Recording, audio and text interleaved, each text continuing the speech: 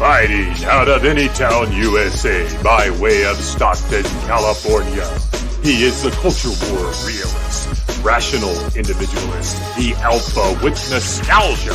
He's the hierarchy dominator, the USA crusader. He is the chief executive spacer. Yo, you think you got enough names? Patience, Daddy. Almost done. He is the man behind the United Spacers Alliance. Yeah!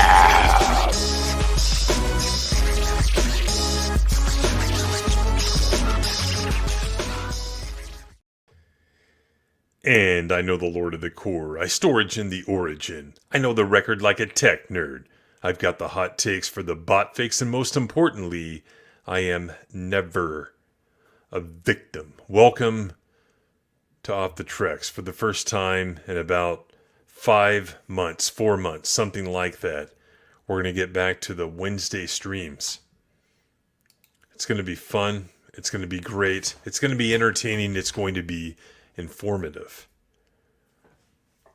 Thanks for being here, guys. Share the stream on all platforms. We're back to Wednesday night streams. Showing up first, we had E. Clay Thomason, longtime member of the channel at this point, saying howdy, Trekkies, because guess what, guys? We say howdy here. Steezo for life, saying howdy. We got Greg, future panelist tonight, showing up.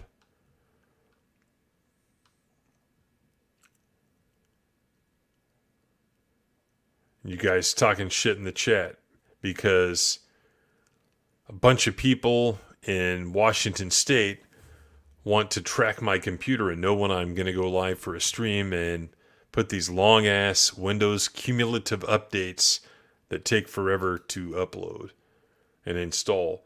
Mike Gossius in the house. What is going on? O3 Gorillas here. Jordan Francais. Guys, share the stream out there on all platforms. Like I said, we're going to have some fun topics, Star Trek news, and then we're going to talk about TNG episodes, the Arsenal of Freedom, and Symbiosis. Should be fun. But I do want to say this, just an idea for the fathers out there. Father's Day weekend is coming up. And what I'm going to do is Sunday, starting in the morning, I'm going to do a Star Trek movie rewatch on the big screen with the subwoofer going, all that stuff. Should be fun. Should be awesome. So an idea for you there, like watch some Star Trek movies, guys. I think you'll love it. So I got to do the trick because Twitter has X has prevented us from sending links unless you use the trick.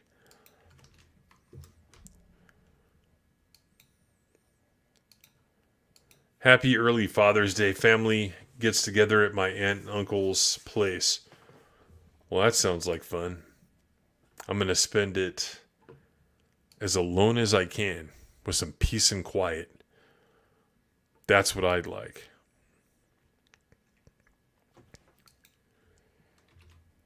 I'm going to put the link here to the X post. If you're on X, then please go there and repost it for us and get the news out, guys.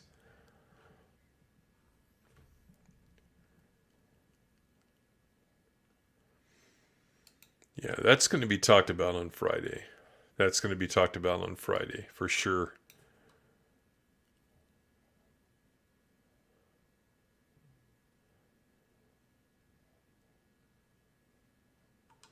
No, they didn't take me out because I'm unfuckwithable. Just keep that in mind.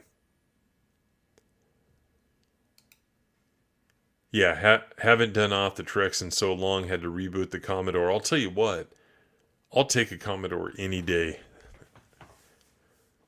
Badass computer. We had those in, I'm going to say, 3rd through maybe 6th or 7th grade. Fun games, easy to use. Yeah, you had to have the boot discs and all that stuff.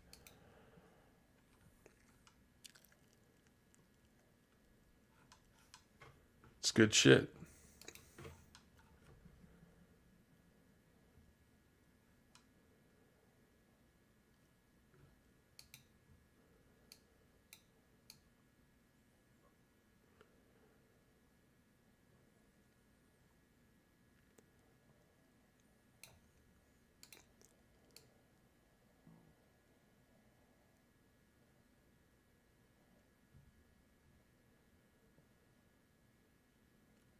But without further ado, let's go ahead and get into what we're going to get into.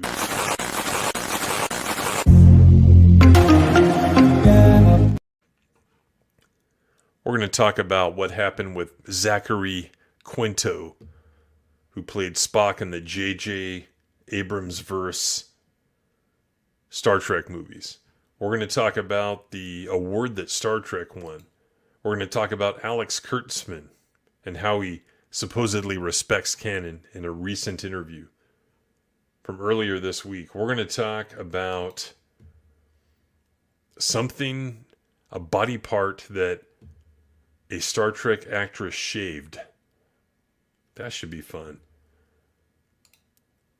And Jonathan Frakes talking about Discovery, because again, he has directed some Discovery, but he has some thoughts on Star Trek in general.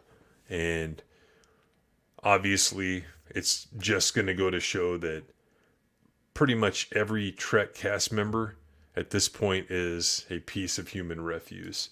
So we'll get into that for sure. But without further ado, let me go ahead and bring on in my co-panelist.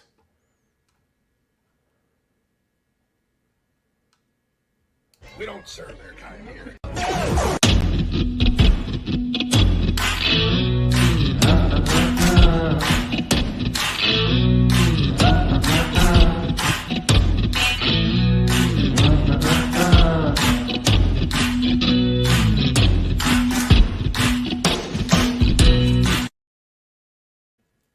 That hates everything. I do. I hate everything. So when I did that Friday, you got that, right? What are you referring to? Like the annoying anime voice that, that's typical of anime characters. No, I guess I missed that, or I don't remember it. I don't know. But it makes sense, right?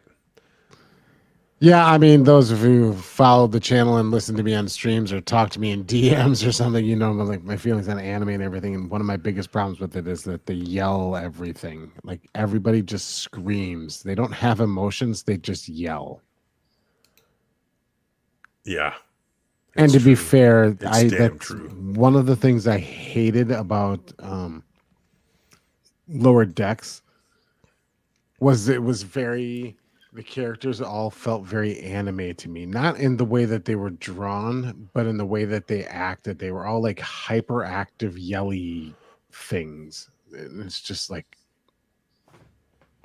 I couldn't imagine myself being able to suffer through them in the same room for like more than a couple seconds without just choking them to death. Or, beaming them into space or something. Yes. Yeah, I wouldn't space them the traditional way. Since it's Star Trek, I would use the transporter, but I would do it where like I would transport like certain body organs first just to watch the suffering. I'd be like, here, I'm going to beam out your liver into space. Let's see what that does. And then like, oh, I'm sorry. Like there goes your spleen. Oh, your rib cages are gone. I would do it piece by piece. The mirror Just universe. for extra torture, because I'm evil that way. The mirror universe transporter probably has that capability. It's probably why they created the transporter in the mirror universe. Not, to make it was before easy. they had the agonizers. Yeah. Mr. Kyle, your agonizer, please. No, Mr. Spock, no. Oh, man, what a great episode. I love those I love that episode. And again, if you've watched this stream, I don't like whenever they've gone back to the mirror universe because it was such a good one-off thing, and the way that it ended. Because Star Trek, especially the original series, they had this kind of like, and it was a common thing in TV where at the end of a sitcom or at the end of the show, you had like the characters espousing like their moral lesson that they learned today in today's episode. And Star Trek did a lot of that. And a lot of it was the trio, right? Kirk, Spock, McCoy sitting around the captain's chair having a little banter. And it almost ended with like a He-Man like ending where the characters would just kind of do that, like, Yeah. you know, that that was just kind of classic TV of the era. Right. But occasionally they had like in particular Spock drop a couple really good lines, and that was one of them too. Is like, "I shall consider it," and then the other one was at the end of the fuck, I'm drawing a blank. It's one of my favorite episodes too. God damn it! What To happens? Be on the Edge of Forever, where he's just like, he yeah. knows, like that. Just he's got some great lines that are just kind of delivered that in a way that only really kind of real Spock could, just kind of flat but powerful at the same time. Yeah. That's the opposite of anime yelling. Yeah, exactly. Yeah, and that was just a fun episode too. Like not what you expected. Like, okay, we're gonna go to this mirror universe, and in 1966, 7, whatever it was, I don't think a whole heck of a lot of 65. I don't think a whole heck of a lot of people had thought about the concept of an alternate universe, unless you're watching Twilight Zone or something like that. So that's also what it made it pretty damn fun. I remember the first time I saw it in syndication. It's like, whoa, this is just badass. Just a fun episode. I used to love it. Yeah, and I mean, it gets a lot of memes, with the goatee thing. Bad people have goatees, and that kind of like Yeah. pop culture references surrounding that episode that don't even quite follow through because like evil Kirk didn't have a goatee. It's just basically it was mostly evil Spock was the most notable with the goatee and everything, but it was an interesting episode. Like, this is how humans would be almost. The Terran Empire in the mirror universe was kind of the human version of what the Klingon Empire is in the regular universe. Right. It was kind of interesting to be like, well, this is what would happen if like humans developed along the same kind of lines as the Klingon Empire, and this is what it would look like. Yep. Terror must be maintained. Oh man, it's good stuff, and I love the logo. Discovery came around and just made the mirror universe just a fucking disgraceful mockery. Oh yeah, it was all lesbian comedy, lesbian scissoring, right? That's what it was. Well, no, it was the Emperor Giorgio or whatever, who was like in the mirror universe. She was the emperor of the Terran Empire, and in the regular universe, she was the captain on the ship that Michael Burnham was on when she disobeyed orders and started war with the Klingons and got her captain killed. But the mirror universe of her, she's like the Terran, and she was so like over the top.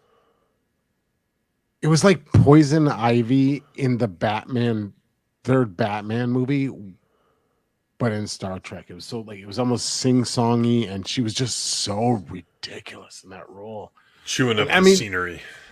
Yeah, but hamming it to a degree where it was just stupid. Mm-hmm.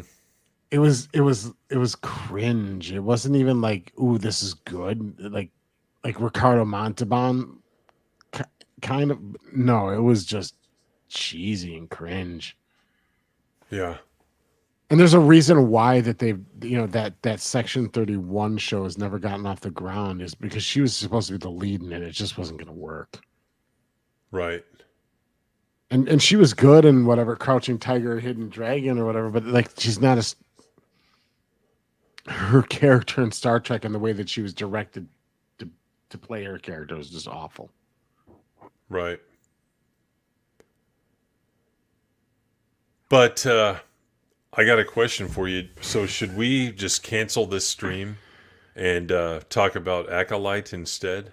You want to talk about Acolyte?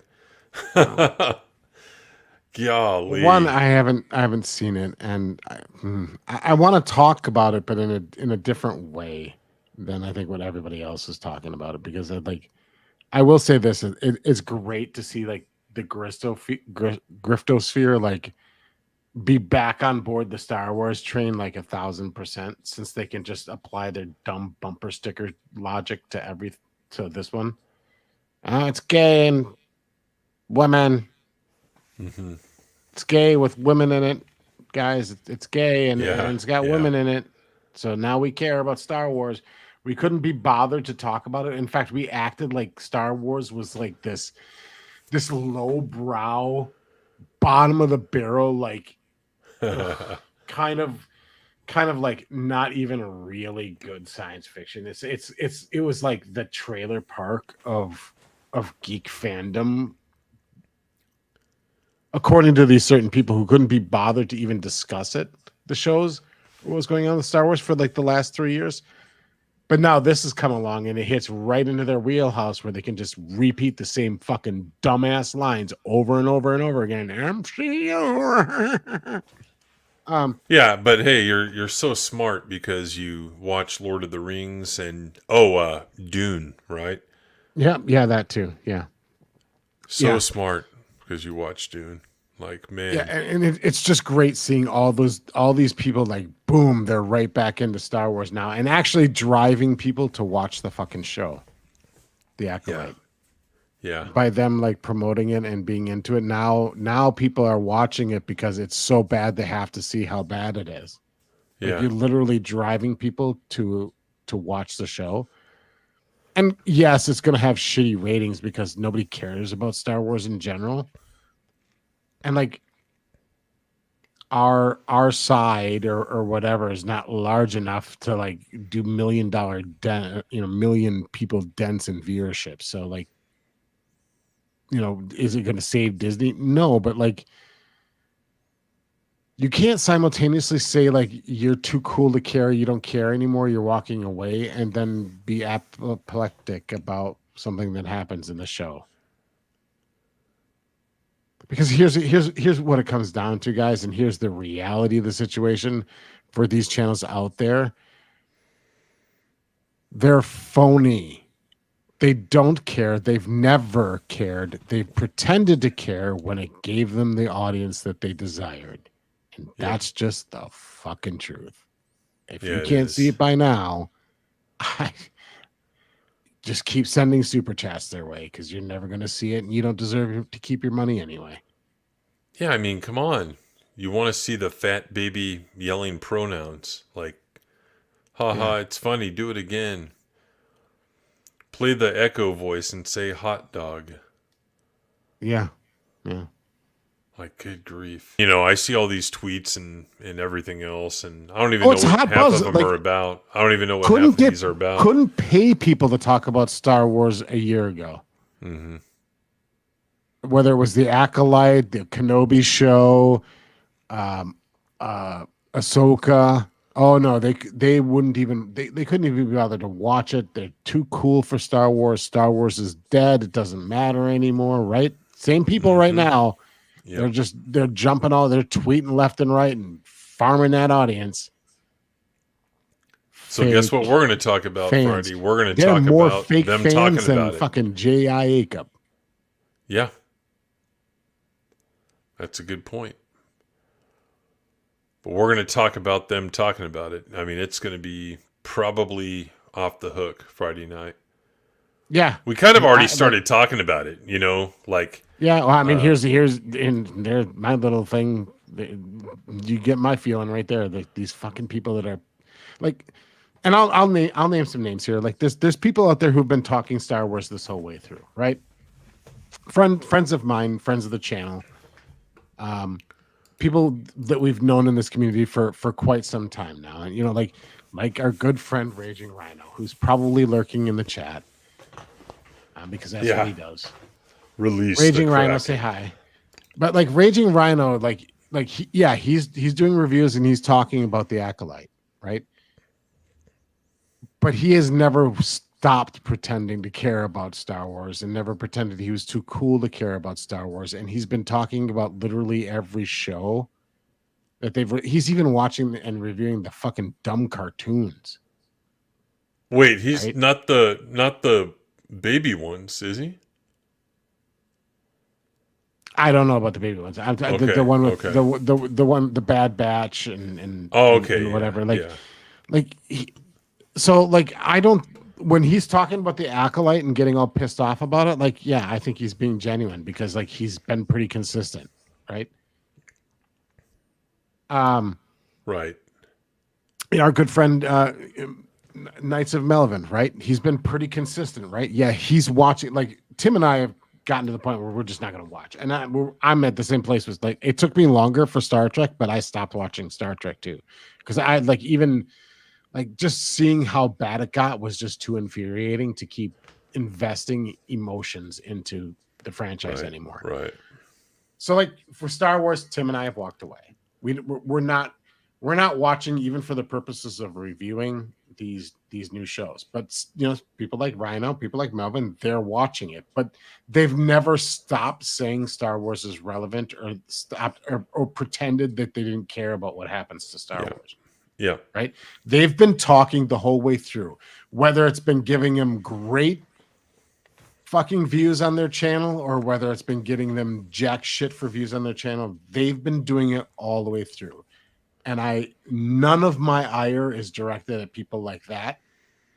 I can't do what they do. I'm not going to watch these shows anymore, but I don't hate them. I hate the people who have been saying Star Wars is dead and won't even talk about it, but then are now just fucking tweeting nonstop about it and jumping on the bandwagon and all this shit now. I have no patience for them because they're fake. They're fake as fuck. And I don't care how many stupid fucking toys they have taped to their goddamn walls. They didn't that just means you spent money on something. That doesn't mean you care about it. You don't care about something. It's just you spent money on shit. That doesn't mean you care. Right. And here's the thing. It also creates that same behavior in much less popular people. Like we talked about it Friday, you take someone like Stieg the bitch Kenobi, and then he's out there acolyte all these tweets. It's like, wait a minute, dude, I thought you had walked away and put the books in a box, and now we're back to tweet because you want to get that attention, right? That attention grift going. So it's not just the money grift. All these small guys, I got to go out there and I got to talk about it now. And, oh, yeah, haha. And I wasn't talking about it a year ago, but now I am. So it also generates that kind of behavior. This idea of two common words described in our world are grift and then clout chasing or clout, right? Mm-hmm. And when we use grift, we're using the term to kind of encompass both the monetary, monetizing their channel, getting the super chats, getting the ad revenue and shit like that, but then also the clout, the likes and retweets and follows on Twitter and everything like that. And these people, that's what they're about, because they literally were they were wagging their tongues and jumping up and down to get a certain female Star Wars actress to notice them on Twitter. Yeah. Disney Star Wars actress to notice them on Twitter and everything like that. And they get access. And they're like, oh, look, we got Dean Cain on our show. He hasn't done anything relevant since when? You know what our goal should be? Fuck, that guy was that show was before Smallville, wasn't it? Yeah, it was. And not to cut you off, but you know what our goal should be? We need to get Kevin Sorbo on the channel. Now that would be truly badass. His X posts are like legendary. No. You know, if I'm gonna pick anybody in Hollywood to get on this fucking channel and just shoot the shit with, even if we don't go live, it ain't that guy. It's oh fuck, I forgot his name now. James Wood. Oh yeah, no shit. That's that because that guy's he's an actor, of course, and he's been in a million things. He's not known to be a comedic actor, but that guy's legitimately funny. Like, oh yeah, he's funny. I would love to shoot the shit with him. Yeah. Get John Cusack. Yeah, fuck you. Especially dude. Like if it were not live and off the record, where like he could just tell, like you get a few in him and he'd be spilling the shit about every piece of shit in Hollywood. Oh yeah, his posts are also legendary for sure. Mm-hmm. John Cusack is a nut job. Oh yeah. Love his 80s movies. Grosse Point Blank is one of my favorite. That's a 90s movie, but is one of my favorite movies of all time. But man, is he a weird nut job. What's the big one he did that everyone loves? Everyone loves it. It's kind of a weird movie with the French foreign exchange student girl and the Howard Cosell voice from the Asian guys. Better Off Dead. Yeah, fantastic. That movie was never. I mean that movie was never huge. It was more like it had a cult following. That's what I mean. Huge from a cult perspective. Yeah. Everyone talks about that one. Yeah, the $2 guy, kid on the paper boy on a bicycle. Yeah, the guy who played Booger in the Revenge of the Nerds movie. Nerds. Yeah, and, he was also on like Moonlighting or whatever, and I mean, I'm trying to think of there's another movie he's in the 80s though that's Better Off Dead. No, the one with the boombox. Oh, Say Anything. Yeah. Yeah. The romantic comedy. That's actually, I really like that movie too. That's actually like not my genre of movie typically, but that movie's got some great lines in it. And it's like one of the movies where it's like he had like his siblings are in it, like two of his sisters are in that movie. It was a Cusack family movie thing, but yeah, that was a good movie. And it had the guy who played his love interest's father went on to play the dad in Frasier. Yeah.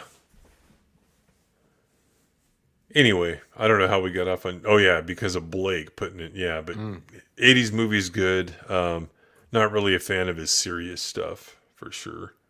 Yeah, like Being John Malkovich is weird, but I mean John Malkovich is weird, so I guess it kind of fits. But like John Cusack had a good run there with like he could do the kind of the action movies and then he did like some of the romantic comedy stuff, like he did the Serendipity and like a couple other of those type of movies that were kind of trying to revisit his like Say Anything days a little bit. But so earlier on, Ricky Donovan. That's a good, nice fuck nurse. You remember Ricky's name? Yeah. Earlier on, we had Alora Preston joining us. Fuck Norris is in the house, obviously. So thanks for being here. But yeah, we gotta get onto these topics. We're gonna talk about the people talking about the Acolyte Friday night. So just a couple of quick hits here. There's some interesting stuff out there. And remember the question you asked me, like, is there Star Trek news? It's like, there is. I have been so Star Trek news. I know, because the typical sites always have to come up with like their 5 a week. Mm-hmm. But I've been so kind of tuned out of what's been going on with modern Trek because I've lost, like,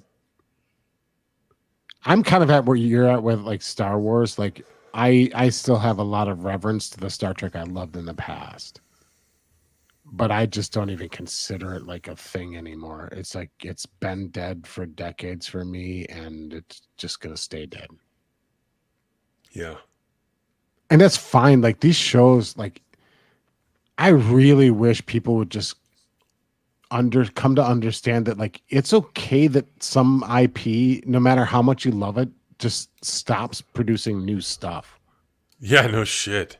Like it's okay to say goodbye to a show and be like, well, that was a good run, and cool. You can always go back and rewatch the other things. Like you don't need to know what happens next. Like there doesn't have to be and then. Like it could just end. You just leave it alone. Walk away. Yeah.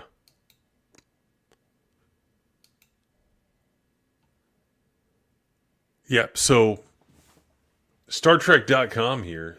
Star Trek honored at 84th Annual Peabody Awards. Alex Kurtzman paid tribute to Bijou Trimble, who was also in attendance. So just like with Uhura, and you know who she is, right? Who? Bijou Trimble, her and her husband did the letter writing campaign to keep Star Trek. Yeah. Look at this. Like just brought like on with the third season that was absolutely terrible and got canceled again. oh, I mean, yeah, with Fat Kirk and all that. But just like with Nichelle Nichols, they wheel these people out. I think it's disgusting. I mean, when they do this kind of shit. Let's see how old she is. Was it really as bad as Nichelle Nichols? Because that convention that she was at, and I think Anna, that Star Wars girl, was streaming from it, and She was, yeah. We were watching it actually. I felt terrible. Like I felt guilty watching. 90 years old. And not all that. I'm like, oh, geez, like probably in better shape than the president. Yeah, no shit. I don't know that there's any video or anything, but yeah, it's just disgusting. But they won it for, I don't think it was like something like a traditional category in the Peabody. I read this the other night. Let's see if we can find it here. Blah, blah, blah. Recognize an organization or long-running television program that has made an indelible mark on the American broadcasting landscape. I mean, yeah, it's true, but again, they have this all tied into Discovery, and there's JJ, right? Who else do we recognize here? That looks like Ian McKellen or Ian McDiarmid over there that played Palpatine on the right. It kind of does. I don't know who this guy is. I don't know. There's what's his name? Terry Metalis. Mm-hmm. Is that douchebag that plays Pike? Yep. That's him out. Mm-hmm. Ugh. Look at Jerry Ryan. She's gotten that surgery that makes you look like a freak that all the women are getting now, with the lips and the eyes and stuff. Yeah, she's almost looking like she just needs a couple forehead ridges and she's ready to go Klingon. Yeah. I don't know who this blonde is. There's that one guy that in enough for me to see it very well. Well, here, let me see if the picture will actually. It's weird. Every time I zoom, it'll bounce in and out. Oh, that's the nurse. That's Chapel, the fake Chapel. Oh, yep. And then this is the guy that plays Saru. I don't know how I know that character's name, but he plays in a lot of science fiction stuff. Wow, like a Discovery character? Just because I've seen it out there so much, like it shows up in my X feed all the time. Look at LeVar at the back of the bus trying to peek out. Back of the bus. Holy shit. Oh, and who's this one here? This chick. Do they have a roster here? I don't recognize her. Is she Raffi? From Picard? Maybe. They don't have like a caption like pictured here. No caption. Huh. It might be her with like extensions, Yeah, that's the drug addict Eclay says. So. Okay. Yeah, Raffi. But anyway, is that Kevin Hart? Is that his name? That's what I was gonna say. Like, why is Kevin Hart there? Maybe he was like the presenter or something. Or maybe he has some voice role on fucking Lower Decks or some shit. Who knows? Yeah, quite possible. Like, look, no, other than LeVar Burton, like, are there any legacy people there at all? Jerry Ryan. She's current because Uh, she's in the Picard show, or was. I don't know who this uh, floppy-haired guy is. And again, that looks like Ian McDiarmid right there. It just does with his glasses and Mm-hmm. and I'd call it like an 8 o'clock shadow. But no, there's as far as I can tell, there's a black eye smiling back here. You can see his teeth. I don't know who that is. That's about it. So you just got really Jerry Ryan and LeVar Burton there. So hooray. Mm. Well, and if you think about it, though, a lot of the legacy people, TOS people, who do we have left? We've got Takai, we've got Yeah, Shatner. you think Takai would show up to anything like that? Lucy's got nothing to do. Yeah, no shit. And then you've got a Walter. Shatner would do it. No. Everyone else Shatner is gets dead. left out of everything that the character of Kirk, I should say, gets left out of everything when they have like posters or promotions for like anniversaries of Star Trek and everything. Like he's like, and he'll post it on Twitter and be like, "Oh, somebody's missing." It's like Yeah. he's by far the best character in the universe. Oh, yeah. Like he's Star Trek. Like there is no Star Trek without William Shatner, James T. Kirk. Yeah, that is a Kiva Goldsmith. Now that you mention it, Clay, that's who that is.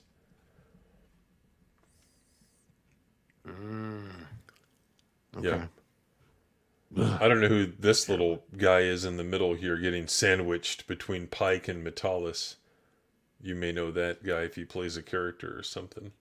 I don't know. Like it's been a while since I've watched an episode. Yeah. Is he one of the gay? Is he the one of the gay doctors on Discovery? He looks gay, so it's possible. He's not the gay doctor, but no, because that guy's black. I don't know. Yeah, he said that's the gay black doctor from Discovery. Wait. You mean the guy in the back whose teeth you can see? Okay, got it. Anyway, they got this fucking award, but again, it's all, Oh wait, really do they have a NuTrek list people there? Go back up. Where? Well, I didn't see Scott. Well, Scott Bakula was there. joined on Scott, stage. come on, man. Patrick Stewart, LeVar Burton, Scott Bakula, Jerry Ryan, Ensign Mount, Rebecca Ramajin. She's the one that plays number one. Or Yeah, she plays the number one, who's now like an alien, super powered X-Men, but in Star Trek universe person. Wilson Cruz, that's the gay doctor. Doug Jones, Doug Jones, I think, is the one that plays that Saru. Yeah. Tawny Newsome, I'm pretty sure that's the one that plays the annoying chick in Lower Decks. Not the main character. Well, the main character is Boimler. It's like it's the black chick. No, she has a different name. She has a different name, that actress. Really? Okay. Yeah, I don't know what it is, but we've talked about her before. Sam Richardson, don't know who that is. There's Akiva Goldsman, not Goldsmith. Come on, E. Clay. Henry Alonso Beckett Mariner Myers. is played by Tawny Newsome. Yeah, I was right. I could have swore she had a different name. My bad. Sounds Yeah, like I don't recognize. Like she should be starring in like some late night Cinemax movie though, with the name like Tawny. No shit, Tawny. What kind of bimbo name is that? I mean, isn't like no? That was Gwen DeMarco. Was Sigourney Weaver's name in Galaxy Quest? No, I don't recognize any of the other names, but whatever. Like, if this happened in 1992, it would have meant something to me. But now it's like, whatever. Who gives a shit? Yeah, there's a bunch of bullshit in here. Just a bunch of blurb, standard cookie cutter bullshit about Star Trek, stuff that it really wasn't. But leading off of that, you've got this fastcompany.com. Alex Kurtzman talks about Star Trek fandom, AI, and where sci-fi franchise will boldly go next. So correct me if I'm wrong, but he's still in the driver's seat, right? Yep. For Star Trek, for all things Star Trek. Your fandom of Picard season 3 went right to Alex Kurtzman's pocket. Yeah. But I think that was only in England, right? I don't think they did it over here. What's that? I think it was only in England. That they did what? That they re-released Star Trek 3. No. I'm Star Trek Picard season 3. Oh, gotcha. But yeah, they are going to release Search for Spock in theaters in England, I think, this month, if it hasn't already happened. So if there are any limeys in the chat, let us know. Let's see. Speaking of the Star Trek movies, though, just a sidetrack, like if you follow William Shatner on Twitter, he's like going hard after the people who are like ripping on him for Star Trek 5. It's kind of funny. Give Bill a follow on Twitter. He's worth a follow, even though his politics. He's jumped on the sun monster global warming bandwagon, but he's still a pretty funny dude. Thanks for the tip. So this is an interview. Tune in next time. I'll give you more than just the tip. Oh. So this is an interview they conducted. This website. And I only read the first answer, and I'm like, no, we've got to talk about this. And it's an excerpt. I hate when they do this. It's like, then where's the full conversation? I hate these website interviews because you can tell there's stuff like edited out. That's why I like video interviews, because you can kind of see what they're really saying and what they really mean about stuff. But here's their question to him. Star Trek fans, or fans of any big franchise, can be really vocal and very often not friendly to bold choices, like the alternate timeline introduced in the 2009 reboot. How do you balance the need to keep them happy while also moving this giant franchise forward in a way that brings on new generations of fans? So number one, not being friendly to something. That sounds like some hippy-dippy term. Not liking something that is objectively a lazy or bad move doesn't mean you're not being friendly to something. And that alternate timeline thing, with good reason, it was not well received because it was transparent. It was obvious what they were doing. They were trying to do a reboot without actually coming out and saying we're doing a reboot. Oh, no, it's not a reboot, guys, because it's, it's like an alternate universe. You get people towing that line, just like with Star Wars saying, oh, guys, you can still read Legends. And we have Canon. Mm-hmm. Same exact concept there. It was transparent what they were doing. It was a reboot because JJ has to reboot every universe he takes over because I think he has a control problem and he wants to be the only one creating lore or having like a creative, he wants to be in the driver's seat. Let me put it that way. So it happened with Star Wars. It happened with Star Trek, and probably going to happen with Superman if that thing's still happening, and everything else. So before we even get to the damn answer, I have a problem with the questions. Yeah, the setup is wrong, and it's designed specifically to get right to this thing that's so popular now with these franchises, and the whole toxic fandom angle, right? The fans are just impossible to please, so you should be able to just throw up your hands and not even try, because we're just impossible, cantankerous, horrible people. So you might as well just do whatever you feel like doing. And it's like, look, we're fans of a thing because of what it is. Mm-hmm. Like, we like it the way it is. Like, I go to a restaurant and I always get this particular plate. And then they decide that they're going to change the plate. And they're like, well, you're just being like, well, why don't you like it? It's called the same thing. It's like, because like I came here for the meatloaf and today I ordered the meatloaf and it's spaghetti and meatballs, but you still call it meatloaf. Yeah. I ordered the meatloaf. I want the meatloaf. Like, well, why don't you like it? Like, even if I like spaghetti and meatballs, it's like, that's not what I ordered. That's not what I want. And that's not what I'm a fan of here. I like things for a reason. There's like, it's these people that have they constantly divorce their feelings from logic. They think the two just don't go together. Like your feelings are just this nebulous, spontaneous thing that just pops out of nowhere and is based on nothing. It's like, no, there's a reason why I love Star Trek.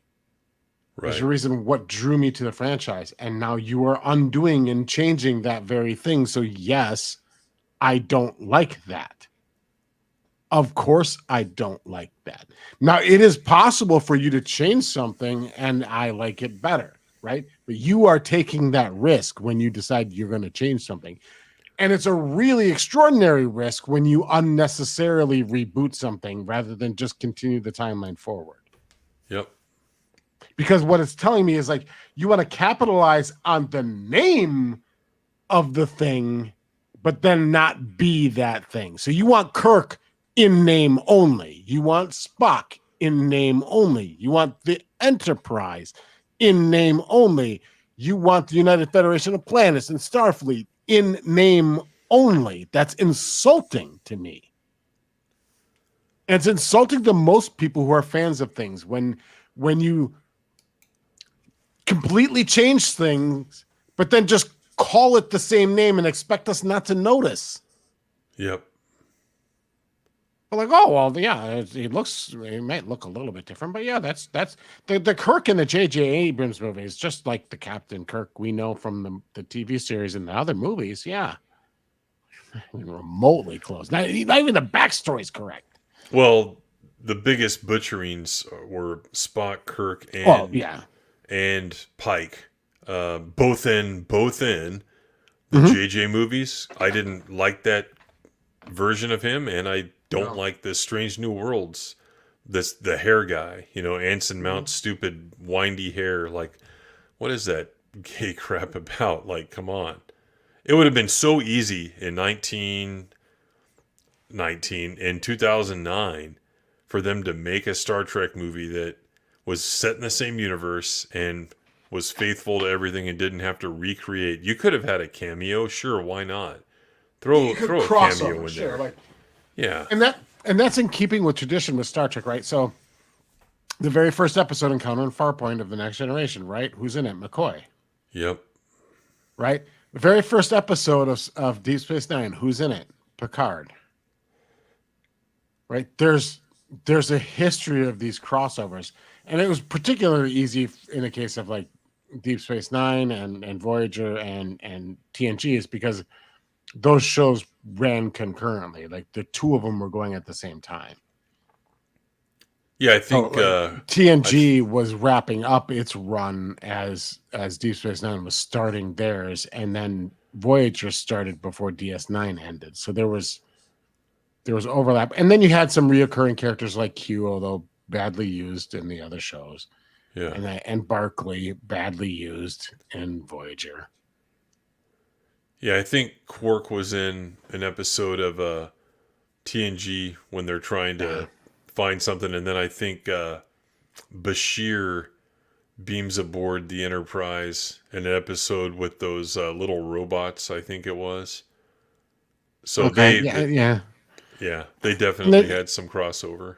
And you had other things too, like they wrote it away for Scotty to appear in a TNG episode, and it was heartwarming and it was nice to see, but it was kind of a crap episode with and a terrible premise. Yeah, Like, the oh, he's Dyson just stuck in a sphere. he Yeah. was stuck in a transporter thing the entire time. Like, meh. I've never seen anyone rig a transporter up like this. You know. Yeah, I mean, it's just that was just magic bullshit tech. Yeah. All right. So here's the answer. Voyager was awful. Just me. I'm sorry. None of the characters were Second likable. season. That's why in the intro to this show, I used the second season DVD cover because it started showing promise in the second season, and then it all kind of went to shit. Here's Alex Kurtzman's answer.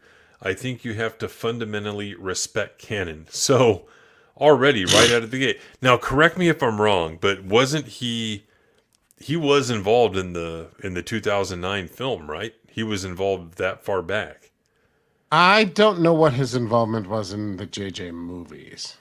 Let's I know look this that up. like Secret Hideout is part of Bad Robot, or they overlap in some way. Alex Kurtzman. Let's go to IMDb here. Known for. Let's see, producer. Let's take it back to 2009. Yeah, Star Trek. He was a producer for Star Trek. Okay. So, yeah, he's been involved since like the very beginning in NuTrek, and I definitely consider JJ Trek NuTrek. But you didn't fundamentally respect canon because you rebooted. And here's the thing: the reboot, the stupid alternate universe, didn't even make sense because what happened up to that point with the USS Kelvin, that still didn't line up with what we knew had come before, right? No, and then like you certainly cannot watch Strange New Worlds and consider that fucking in Tripe. continuity with the other Star Treks, because it just, I'm sorry, it's not. That's not Spock. You have Kirk. You have like Kirk serving with Pike, Kirk's brother on that ship. Then you got Nurse Chapel. That's not Nurse Chapel. You have apparently, and I haven't seen this episode, but like at the end of season 2, we had an appearance of Montgomery Scott. Not Montgomery Scott. Dr. Mbenga doesn't even look like the original character. Right, and I'm just like, I'll grant some like leeway as far as general, like they don't have to look exactly. Well, he has a beard and he's dark, and it's like the character's just different. Mm-hmm. Just and that's just the characters, right? Then you have the geopolitics of space and how that's being set up that's not consistent with the original series. You can't get a straight answer out of these guys as far as what universe this show even takes place in, right? Right. Because even if you go like, this can't be the Kelvin timeline. Because if it's a Kelvin timeline, then Kirk wasn't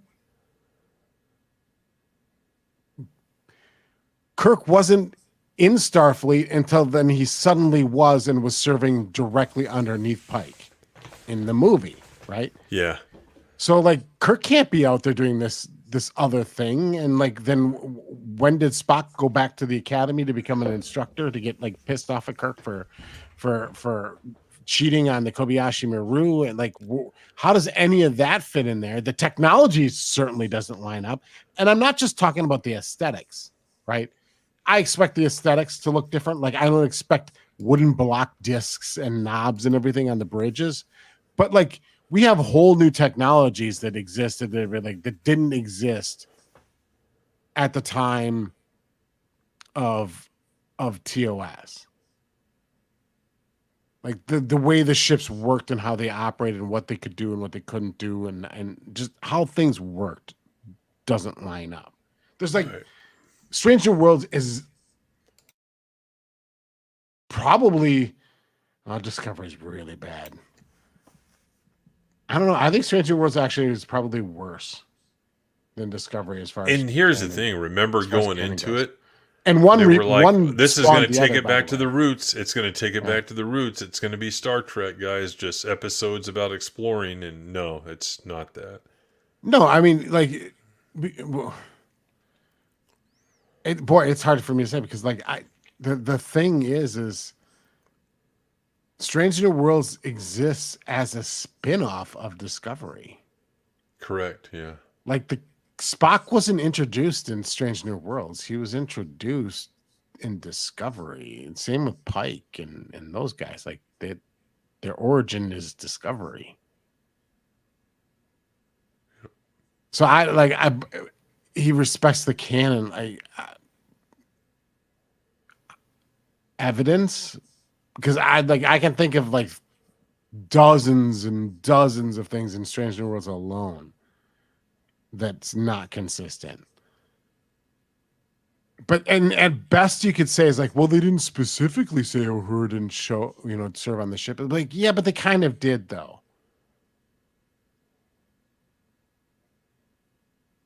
In the way that they didn't appear to have like a long-standing relationship, and she didn't appear to be on, been serving on that ship for a long period of time. Good point.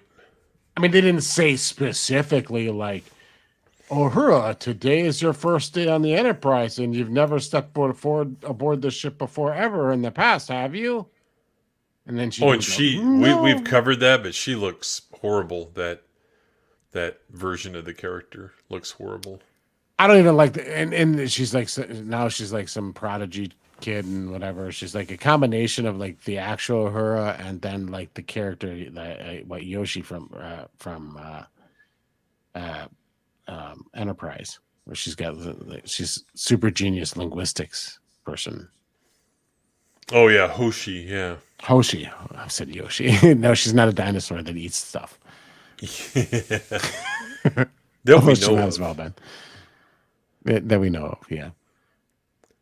Anyway, I mean, like, how do you sit down in an interview, like if you've watched these Star Trek shows and you're as a Star Trek fan, and he just looks at you and says, "Oh yeah, we have to respect the canon." Like, how do you not like choke and immediately like barrage him, like assault him with like 1,000 things where he fucked up? Yeah, because they either don't know or they're afraid to. They probably just want to kiss his ass for access to him and the shows and behind the scenes and exclusives and all. Gee, I wonder who else does that. Oh gosh, I don't know. But he goes on here, what you can't do is say that what came before you was either wrong or not good enough, or that you want to rewrite it in some fundamental way. Canon is sacred to so many people who love Star Trek, so first and foremost, you cannot betray that. You can't punch down at it, even when you're making comedy like Lower Decks. One of the first things that Star Trek Lower Decks creator Mike McMahon said when we started talking about it was, I want to laugh with Star Trek. I don't want to laugh at Star Trek. Well, we've already been laughing with Star Trek for decades. Shit. That show punches down and mocks Star Trek mercilessly. Yeah. Every fucking negative meme about Star Trek and Star Trek fans is in that fucking show. I remember your reviews back in the day of those. Yeah, I was livid at some of those episodes because, like, this isn't fun parody. This is malicious. Like, it felt like not coming from a place of love. It felt kind of like we're going to take Star Trek down. We're going to take Star Trek down a few pegs, and it wasn't as good as you thought it was. Right. Because we're just going to take all these memes and stereotypes and everything surrounding the show, and we're just going to, like, play them up. Right. Yep, that's from the clips I've seen. That's what I got from it. This takes some fucking nerve, this guy. Man. Just fucking lies right to your fucking face here. Like, oh, yeah, we got to respect the Lord. Look at this line. You can't punch down at it even when you're making a comedy. It's almost like he wants to punch down at it, but he's saying he can't. So, that's what pisses me off. Wait, is this true that Space 1999 is on Prime commercial free? That's an interesting show for sure. Space 1999. He's continuing here. Kurtzman himself. the essence of that translates to so many different kinds of approaches to Trek. You really cannot negate what came before. But I think that once the fans understand that you're there to love and honor the same things that they're here to love and honor, they begin to open themselves up to the possibility that Star Trek can evolve. So basically, just like with Star Wars, right? We talked about this in June of 2022. That's what all these companies are doing. That's what all these mega conglomerates are doing. They're trying to just wear down the old fans and then bring in new ones to where, hey, these new shows have been out there breaking canon for years until we accept it. It's almost like give a little bit of this at a time until you're used to it. And then suddenly they can just put out anything they want. That's what I think their strategy is. And he's effectively admitting it right here when he says, I think that once the fans understand that you're there to love and honor, even though they're not, the same things they're here to love and honor, they begin to open themselves up to the possibility that Star Trek can evolve.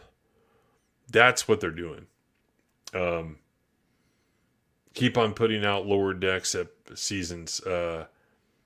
Keep on putting out Discovery with more and more of the bullshit, even though it's the last season, haha.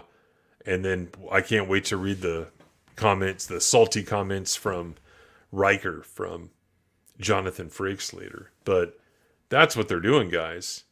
That's what they're doing, Greg and chat. They're wearing you down, bringing in new fans, and then all this shit won't matter anymore because people will have forgotten what the real canon is and even what the concept of canon is.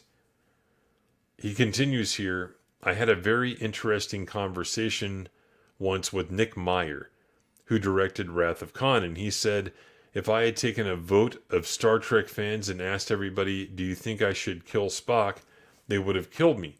And now that scene remains, I think for most people, one of the best, if not the best scene ever in Star Trek. I'm actually old enough to remember when that movie came out. Yeah, so am I. As kids, we were just like, well, I guess that's the last movie. He's dead. You can't bring him back. No, I didn't think that. Even at the tender age of 6 or 7, it was obvious that that was wide open for a sequel, for a return. If you watch that movie, the making of it on the special disc set, they rewrote the ending specifically to leave that door open. yeah, that's why they had the shot of the coffin, Yeah, of the torpedo. and the whole remember thing wasn't originally in there either. Mm-hmm. All right. He says, well, and this is the magazine. And they killed Spock because Nimoy didn't want to be Spock anymore. So it wasn't like they were like, the actor wanted to keep playing the role. He's like, no, I want to do 8 more movies. And they're like, well, no, we're going to kill you. They brought him on. It was like they brought him on to kill him because that was one way to get him to do the movie. Yeah. Leonard Nimoy. It's like the Harrison Ford strategy. Yeah, basically, yeah. And this is the magazine again. Well, it was a choice that allowed a bunch of new choices to start happening. It allowed them to skip the record and start something different. I think that those kinds of bold moves are essential to the survival of Star Trek. So let's talk about survival. You pointed this out earlier, like continually creating new content for a certain property is not survival. Survival is keeping the original shows on physical media, watching them, talking about them, reviewing them, all that stuff. Not, if they're not constantly making some stupid streaming show and some stupid comic and novel that barely anyone will read, it's not surviving. That's bullshit. Of course it's surviving. Does that mean that a movie from the 1950s, if it doesn't have a sequel like every 3 or 4 years, that movie doesn't survive? That doesn't even make sense. I mean, guys, if Yeah, you To take Kill a Mockingbird's a piece of shit because it didn't have a sequel. yeah, where's what happened next after that? So you take all the original shows, movies, like hundreds of episodes, right? That you can watch and rewatch and enjoy over and over again. That's what survival is. So what a disingenuous question and comment from the magazine itself. So here's Well, what he says. I was just gonna say, surviving is like I want it to. It needs to thrive, and it needs to not be in decline at the very least. Right. Right. Like for me, it's like hanging on and just making more because somebody's willing to spend the money to make more. That's not surviving. That's not a worthy goal. Is that why Agreed. you make art? It's just like, well, it's to survive. Yes. Live to paint another day. I don't know. So he says, so you might say we're at another inflection point now. Discovery just ended. This is amazing. Can you talk a little bit about what we can expect from the franchise over the next few years, how it might look different? Are there different ways of storytelling that you're thinking about? Not just creatively, but distribution-wise and format-wise. Yes to that. Without revealing anything, we are actively in the middle of conversations about exactly that. There are other platforms for Star Trek, other venues for Star Trek that will allow audiences to experience it differently than they have before, given the emergence of so many new kinds of technology, and that's really exciting. What are they going to have, like Star Trek super dildos or something? Like, what is he talking about? Is he talking about virtual reality? I have no idea. Which is kind of terrifying. Like, what is being put out there just in 2D is bad enough. One core tenet of Star Trek has always been diversity. We are in a moment now in the business world and academia where we're seeing this backlash to DEI. We write a lot about it. We write a lot about this at Fast Company. This is the outlet we're reading the interview from. I don't want to give undue weight to trolls or racists, but I do wonder if you think about this anti-DEI movement that we're in as you're plotting out where Star Trek is heading, or more generally, what's your philosophy on the role of diversity in the franchise? So let's talk about this just for a second. We will look up who the cocksucker is that wrote the article and is asking these questions. But what he's doing here is saying that if you don't support DEI, that you are a troll or a racist. He's also saying that you can't support diversity unless it's through DIE, as I call it, which is absolute bullshit. Well, it's also here's something setting up a else. false premise that that having a diverse cast meant that the show was about diversity. The show wasn't about diversity at all. Yeah, exactly. And here's something else. Remember when nobody on that side would even use the term? Now it's like they have to openly because everyone knows it's out there and who's funding it and all that stuff. So now, their new narrative isn't that, oh, it doesn't exist. It's that it does, but if you oppose it, then you're a racist that hates diversity, basically. So here's the answer from Kurtzman. I think it's baked into the DNA from Star Trek from its inception. It is not something that evolved later in its lifetime. You had a show that was constitutionally made up of different people of different colors on the bridge. And the greatest contribution that Roddenberry made to that conversation was that it was never a conversation. It was just an assumption. In the future, this is what we look like. This is who we are. So to negate that, I think Because would it be was a show about a faction from United Earth venturing out into space. right. And the point of having the diverse cast on the bridge was to show a united Earth. Right. So to negate that, I think would be to fundamentally destroy what is at the very beating heart of Star Trek. The answer is no. I understand what you're saying, and I see the backlash that's happening across the globe to this exact thing. However, it does not affect the way that we're approaching Star Trek, because Star Trek is so much bigger than that.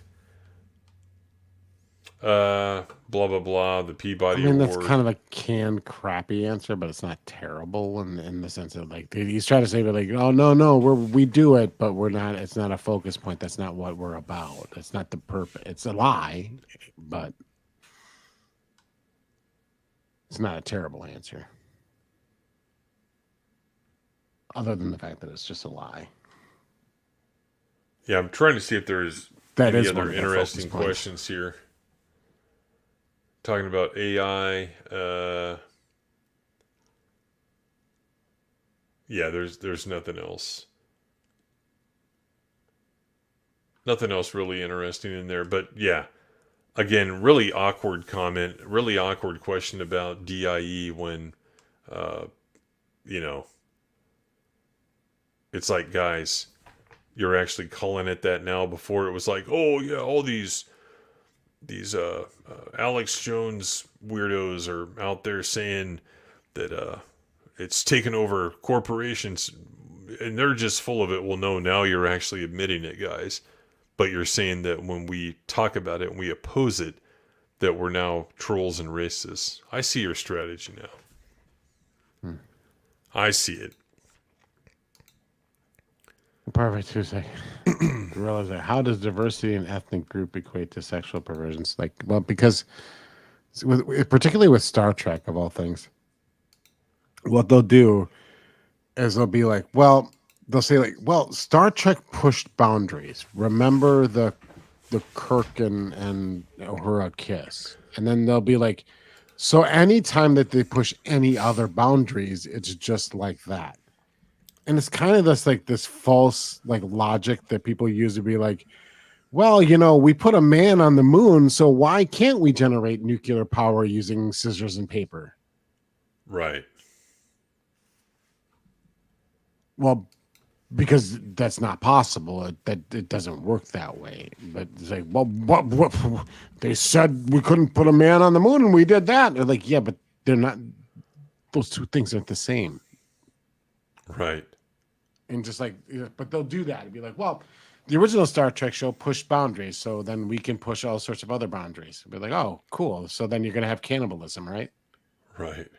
You're gonna show people eating. Well, you kind of did in that short Trek, but like, no, you're just gonna have full on cannibalism and satanic worship and everything because you're gonna push boundaries, and it's just the same as having Uhura and Kirk. They're morally equivalent.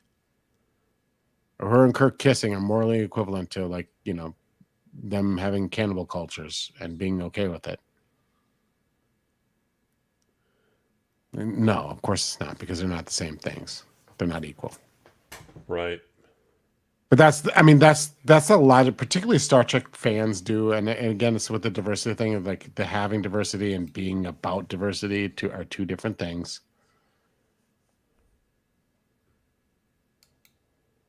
Yep. That's true. So check this out. This kind of touches on some of this stuff. Jonathan Frakes, and this is like 2 days ago. Jonathan Frakes says post-Discovery Star Trek is really healthy at the moment. I can just hear his stupid he's voice slated saying, to direct episodes of season. it's really 3 healthy at the moment. Yeah, exactly. Yeah, So he's gonna direct episodes of Strange New Worlds. So like I'm sure that has nothing to do with it. He looks good though. He's lost a bit of weight. Good job, Riker. Look who the source is here. It's the Mary Sue that interviewed him directly. Of course. So here's his saltiness here. When I shot the first half of the finale, we didn't know that the show had been canceled.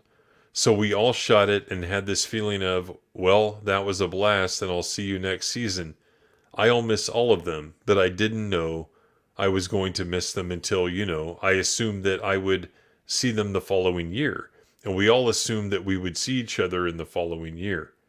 And then when director Olatunde Tsunami had finished the second half of the finale, it was announced that it was done, so that changed things.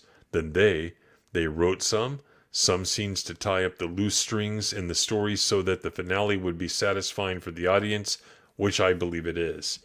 So Yeah, you believe the finale to Enterprise was good at the time that happened, bub. yeah. I don't trust your judgment, sir. Well, not only that, but I love the saltiness of the fact that they didn't know that that was the end of the show and they got sent home. As you watch them find themselves, blah, blah, blah. Let's see. Oh, yeah. This is interesting, talking about the people that were on Discovery. And it does change because it's the gift that keeps on giving. I mean, their show went 5 seasons. They'll be on the convention circuit forever. They'll never stop being identified with the characters that they played. Some of them will come back and be on other treks. They'll always have each other, and they'll always have these long memories. The way my cast does. It's a real privilege to be part of this Star Trek family.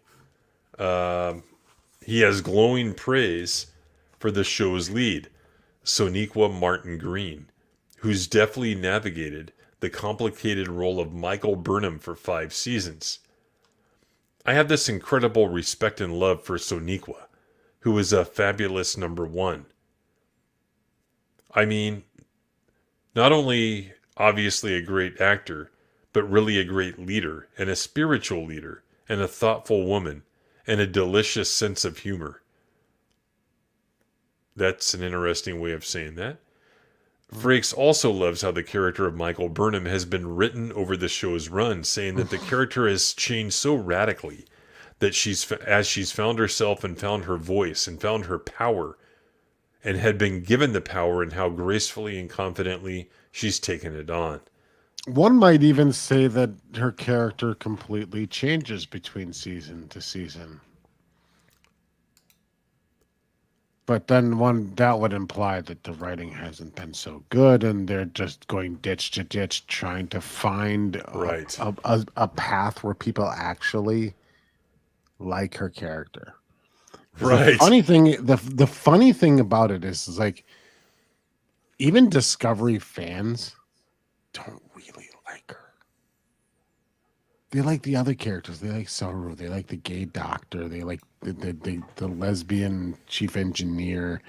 They like Ensign Tubby. I mean Tilly, and they like almost every other character except her.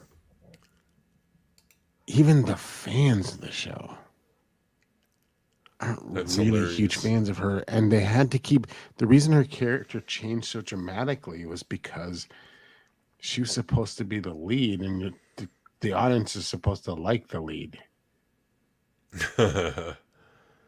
That's kind of how it always worked, right? Like, even in a Star Trek show, which is, you got a larger cast, ensemble cast with a lot of, characters that have somewhat prominent roles, like the lead still got to sell the show.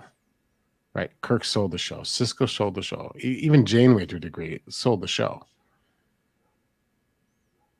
I think what's his name playing Archer definitely sold the show as well. Like, I liked him as Captain Archer.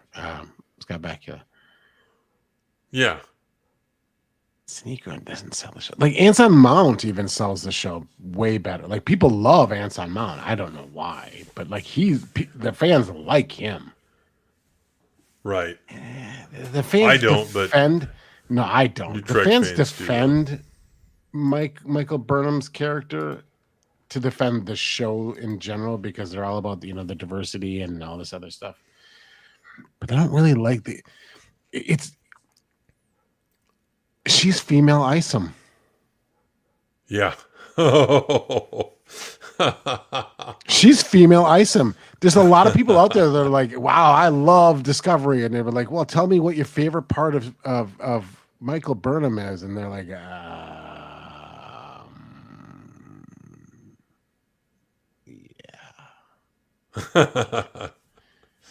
They can't tell you. They can't tell you what their favorite part is or what they like about it because they don't. They just don't want to say that they don't. Or they think that they can't because then that makes them one of us, right? Be like, well, you know, we can't be like Greg. He hates the gays, and if he doesn't like her, and then I don't like her, then I must also hate the gays. Yeah. Whatever. Yeah, I mean that's the most annoying thing, and like I will say that like that is one thing that Az has gotten right in his life, and that's probably the only thing in his reviews is that like the crying in the show is ridiculous. But like he certainly wasn't the person that first come up with that, and he certainly wasn't the only one saying it. Right. But like just the constant like emoting in hallways and the narcissistic focus on whatever the character's narcissistic focus on whatever they were feeling in the moment. It's all about like they were just it was so for me watching the shows, and I stopped watching after after the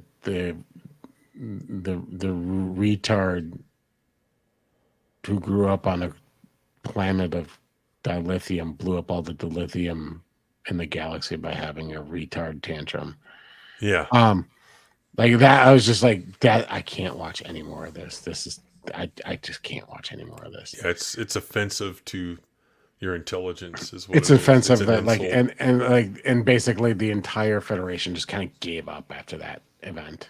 It was just extra insulting to the whole thing. But I couldn't watch it anymore. I had to nope out. Somebody thought they were doing some kind of high concept shit there when they wrote that. Yeah, but I mean, it broke. It was so broke on so many levels because it was just like that's so stupid. Like he bonded with the dilithium crystals. Like that. Like I know dilithium crystals have kind of changed what they do over the course of Star Trek, but now they're like they're like they changed worse than like kryptonite does. It'd be like, Right. well, I mean, the next thing is going to be like, well, this is red dilithium crystals. This one's green dilithium crystals. So they do different things now, and like, it's just ridiculous. But like, the whole emotional, the constant focus on their own emotional like depression and how they feel and how terrible they feel all the time. It's like this is not how people should act in a crisis, and it's certainly not the way the people that are serving aboard a military vessel should be. I mean, look at this. Just look at it. Yeah. Oh, that's thing 1 and thing 2 right there. Yeah. The they thems. I And mean, the gay and then the standing next to the gay doctor. This is the diversity shot right here. This is why the whole show exists. This is what they think Star Trek is about, right? Non-binary, gay. That's what Star Trek is to them. Not philosophy, not the universe, not right and wrong, any morality or anything, just gay. yep. Just weird. I mean, to the point where like this Trill has got this weird, like it's got blue hair even. Yeah. The one in the middle looks like a spurg of some kind. Looks like a human. It looks like a humanized Binar. The one in the middle is the actual like human that's alive. The other one and it was like killed and like is in her brain somehow because she got her. She's playing like temporary host. Or, I don't even remember the premise. It's ridiculous. So like she was like the imaginary dead friend for a while. And Eklay, thank you for reminding me. Yes, this is a universe that has Klingon time crystals. Right. Like the Klingon Empire, a super aggressive militaristic empire wouldn't use those to its advantage, like ever. Right. They're just sitting on them just in case. So They didn't Here's what go he- back in time and undid the explosion on Praxis, apparently. here's what he says about Star Trek in general. Where is it at?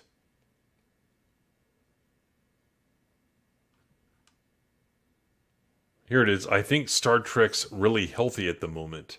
He praises not only what shows like Discovery and Lower Decks have brought to Trek, but what shows like Strange New Worlds and the upcoming Star Trek Starfleet Academy will continue to bring to the franchise for years to come. Oh, that's right. He especially praises the fact that Discovery has been so inclusive of not only so many races, cultures, religions, body types, and physical abilities, but different sexualities and gender identities as well. I think Discovery has perhaps the most diverse cast of any of the shows, Frakes says. Certainly, the amplifying of the LGBTQ world with these leaders and these characters in that story playing characters like themselves. So that's another thing, like, you have to be the thing that you're playing now, right? There's no more acting. You don't You know, there's no more acting. No. You want to play a non-binary, you have to be a non-binary. But what does it mean to be a non-binary? You just say you are. You know what this means? Rick? Like I just don't even like. It's so stupid. It means there's no crying game. Yeah, no. Yeah, there's no crying game. That movie from the 90s, right? You won't have that movie. There's no Tropic Thunder. There's no Soul Man. There's no Breakfast at Tiffany's. You know, you don't have any of that. Breakfast at that one. I don't know if we want to reference that one. I mean, that one's pretty bad, but okay. That's why I saved it for the. I don't. I mean, it's good drop in there though. Like, yeah, that's not one we're gonna be like. Well, this is our ace in up our sleeves. What about Breakfast at Tiffany's? You're taking that away from us. Singing the song. That's something we got. I gotta make a meme of that. See what they're taking from you, and then just have a picture of what was the character's name? Ping Fong. Whatever it was. I don't remember. Let me see. Seems like there was something else interesting in there. Oh yeah, it's classic Roddenberry about a world where there's no racism and no sexism and there's equality. And I think that Michelle Paradise and Alex Kurtzman and all the writers and Tunde, everyone has leaned into that in a way that has really been good for the world to see. So there you have it. Frakes, just like the rest of the TNG cast, is a piece of shit. Oh yeah, and he's been a piece of shit for a while. The entire TNG cast, I think, almost without exception, are just garbage humans. Yeah. But like, here's how it evolved with Star Trek. It was just like, it is what it was. Gene Roddenberry vision for Star Trek was to make money and to sell a show. And then it resonated with an audience and it captured a very loyal audience. And that loyal audience started to assign their own political ideals to the creator of the show, or what they thought that the creator of the show was trying to espouse through the episodes of the show. And then eventually the creator of the show started to believe his own press releases. Yep. And it was just like, oh yeah, it was about diversity. What is he going to say? No, it wasn't about that. When he's being praised for it, he's like, oh yeah, I totally meant it. That was that was my plan all along. And it could be like, and call me just a cynical asshole, but things like the Uhura kiss could have, again, call me crazy, because I'm sure this would have been the first and only time this has ever happened in the world of media. but maybe they did it as a stunt to be provocative, to get an audience, to generate buzz. Maybe it wasn't an altruistic, like, we want to change the world and let black people kiss white people or vice versa. Like, maybe that wasn't the mission of Star Trek, and maybe it was just something that they could do that would be provocative to get them a lot of attention, which would be good for the show and sell a lot of commercials. By the way, I went back to watching that Center Seat show. It's kind of like the Icons Unearthed, but Star Trek. And it is actually narrated by Gates McFadden. And they did, I think it was the first episode. And get this, you know, the kiss. So now the kiss wasn't good enough, because as Kirk is kissing Uhura, he's making eye contact with the white woman across the room. So it doesn't count. It wasn't a good enough first. So they got to rewrite what the things are first. Yeah.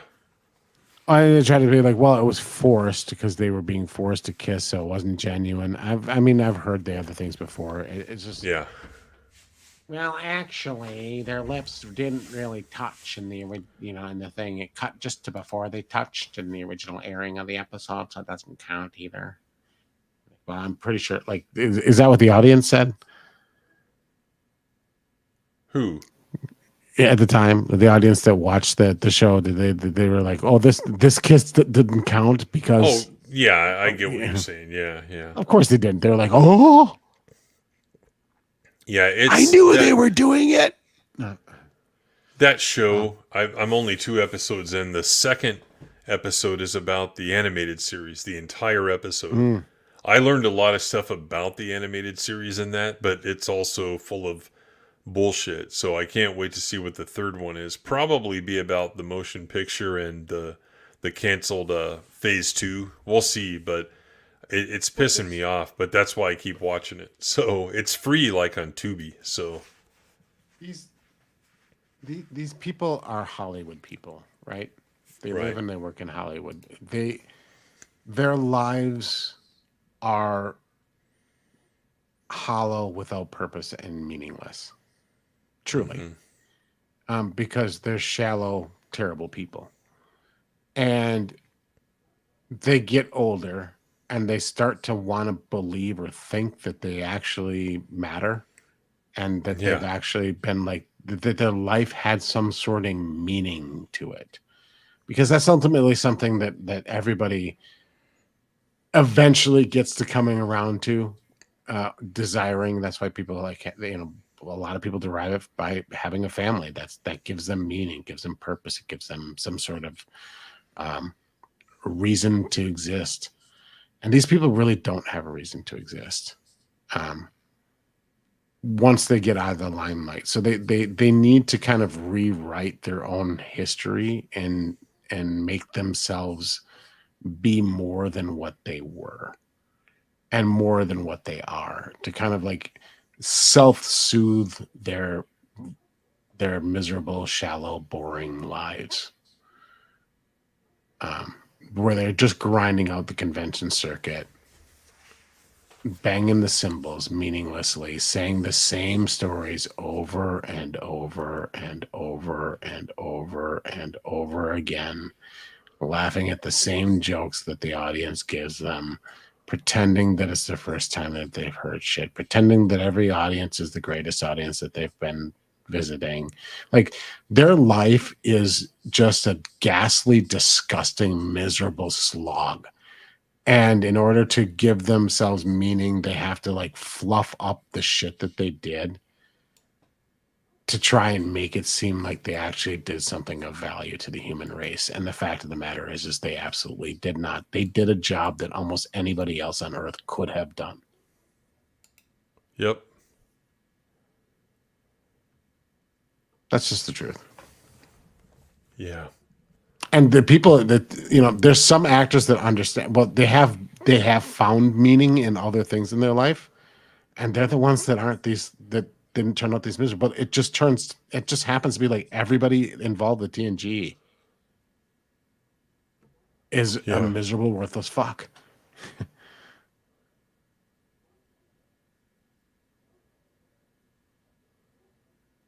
And I liked that show.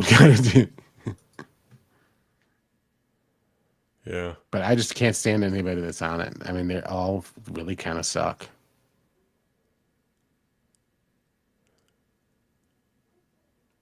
True that. So that's what's going on with Frakes, whatever we want to call them. We got to look up this Zachary Quinto video. I actually saw this on my phone the other day when I woke up and I was, just checking the news.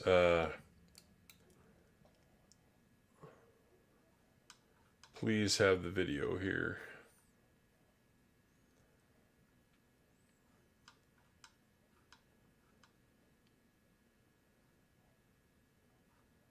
That's like a stupid picture.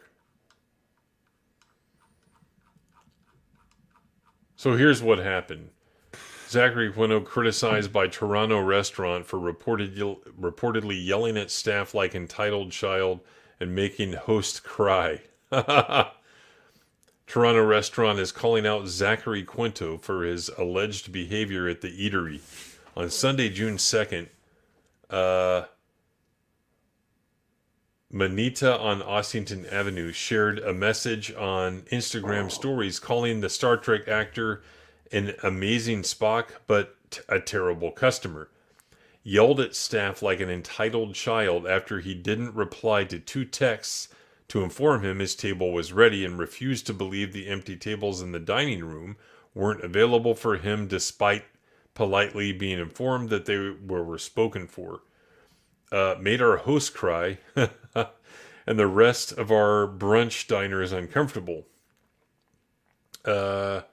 Continued the eatery, which describes itself as a Mediterranean-ish bistro.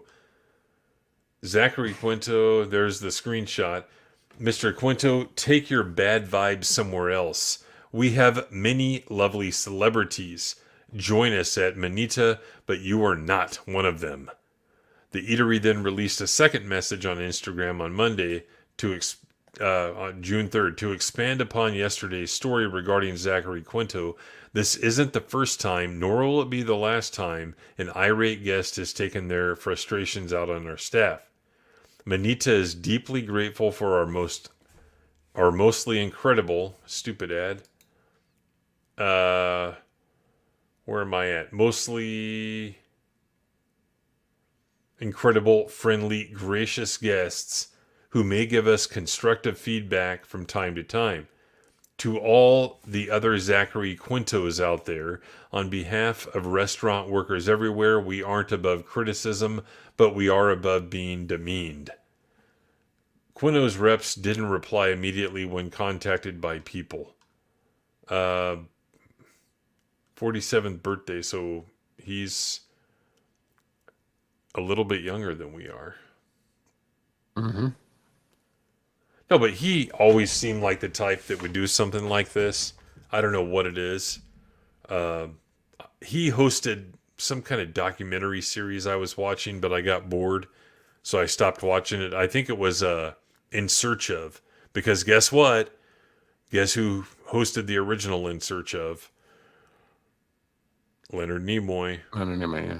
Yeah, so they had to have, the new Spock host, boring host on it, but you could just tell in that his real personality. I never saw him in anything else. I didn't watch Heroes, probably never will. I don't know if you watched Heroes. I loved season 1 of Heroes. It was great. Okay. And then it sucked afterwards because it just didn't. But man, I binge watched that motherfucker and didn't sleep for days because it was such a long first season. But it was really good, and he was really like a fucker you wanted to hate in that show. In Search Of a Career. But I'm going to be the bad guy here.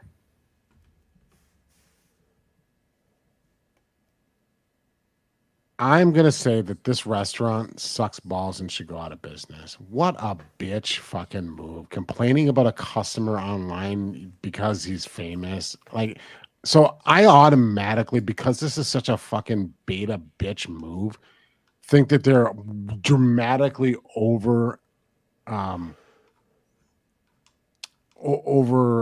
indulging the story about his behavior. Like, restaurants have shitty customers all the time. Like, you don't just fucking move on and get rid of them and move on. Like, what are you doing here? They're like, this whole thing is be like, well, this guy's an asshole, but I'm perfect though, because like I'm sure from the perspective of this restaurant, they did nothing wrong and they handled it 100% perfect, and everything was great, and they're the greatest people in the greatest restaurant ever, and it was just this one guy. Yeah. Like, this just reeks of fucking. This is the retail side. This is a retail Karen. So it's not the customer Karen. It's the retail worker that's a Karen that had everything that they do everything right and everything else is they do all the work. Everybody else is at fault for everything. They're just, I don't know. This restaurant stinks to me. I hope they go bankrupt. I hope they have a foodborne illness outbreak and they go bankrupt. Because I don't like Zachary Quinto, but that just seems like a bitch move.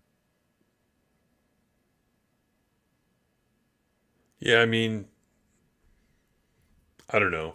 Like I've almost gotten that way before because somebody's fucked something over. But yeah, it's right. obviously... But like, what would you do then if like you had a bad day, you overreacted, you spurred out in a restaurant, and now the restaurant's like calling you out by name on their website, trying to make it sound like they're perfect and you're like the worst person ever. Well, it's obvious, they're This doing is it. bullshit. That they're doing it for publicity, whatever. But at the same time, I could just tell he's the type to take it to the extreme. Maybe. And maybe he is just an absolute terrible prima donna jerk at a restaurant. I still think the restaurant should just be like, God, that guy's an asshole, and just leave it alone. Yeah. Just to use his celebrity to paint yourself as some this screams like, give me victim bucks. Because Quinto was mean to me, give me victim bucks. And for that, they should go bankrupt. And none of these people that work there should ever be employed by anybody ever, and they should starve to death in a gutter. Yep. I pronounced my sentence. Let me ask you this. So if you had to name one other Star Trek actor from NuTrek, Real Trek, whatever, that would do something like this or worse, who would it be? In NuTrek? It's unknown. Any Trek. Real, new, whatever. Oh, George Takei. Really? No, he's probably really polite, actually. Like he's like, he pretends to be like this tough guy on Twitter, but I think he's probably a pussy in real life. I'm gonna go home and review you. Yeah. On TripAdvisor. I don't know. I can see Shatner being pretty vindictive. Scran says Wheaton. No, Wheaton's too much of a pussy too. He'd be just I don't know.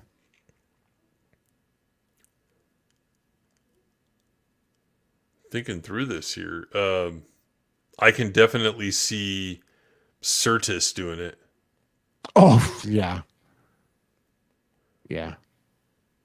With their stupid accent.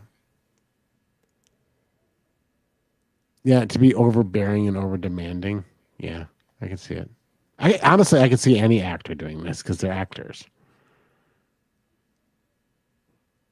Do you know what I mean? Like this is kind of this is who they are. It takes a certain kind of personality, and it's rare.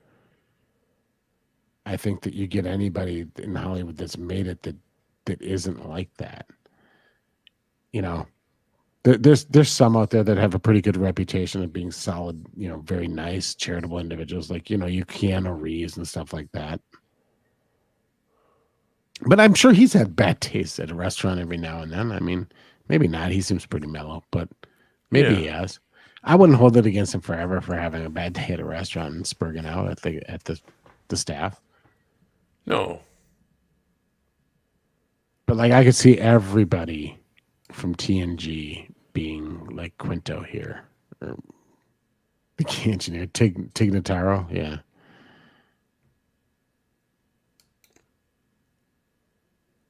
Yeah. Let's see here. Giant freaking robot who we've been criticizing for years. The actress who loved Star Trek making her bald. What? What body part was shaved? Persis Kambata shaved her head. No, it wasn't. It wasn't Denise Crosby shaving her twat. It wasn't that like the thumbnail suggests. No, she wouldn't shave. She'd rip that hair right out. Yeah, exactly. Exactly. But yeah, this, looked pretty good on her, to be honest. Yeah, I mean, she made bald look pretty hot. And she had a very pretty face, very, very pretty eyes. Died too young. Yep. Way too young, yeah. Sad stuff. I like the way she jiggled when they were in that little, warp distortion. Oh yeah. Yeah, that was a weird scene. That was a very weird scene. It wasn't the photon torpedoes that went away. Yeah. Let's see if we can find the episodes here. TNG, screen 1. All right, we got to talk episodes. Good Lord. It's already midnight. Yeah. Damn your computer. I didn't spend long on this on the last stream without you. So, Arsenal of Freedom. Do you remember what this one is about? This is the one where the guy who was in everything in the 80s was this hologram arms dealer on a planet, and this is another what is episode where his they name? fell He down a hole. died a couple of years ago because I saw everyone honoring him on Twitter. Yeah.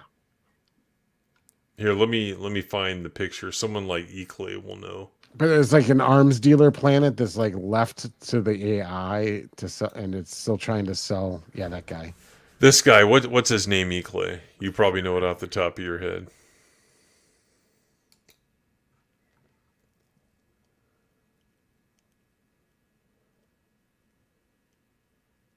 Yeah, he's from Ghost too. Yep. He was in a lot of shit as like kind of just a character actor, and it's kind of like the. Yeah, so he'll get the name for us. But yeah, it was The guy from down Ghost. there. There's the robots are hunting him down, and those they get robots, separated and fall those into a floating hole. robots. Yeah. Let's find a picture of one of them, and they look like something, but I can't really figure out what they looked like. Almost like floating butt plugs or something. Dadgummit, where are one of those things at? His thumbnails are not big enough.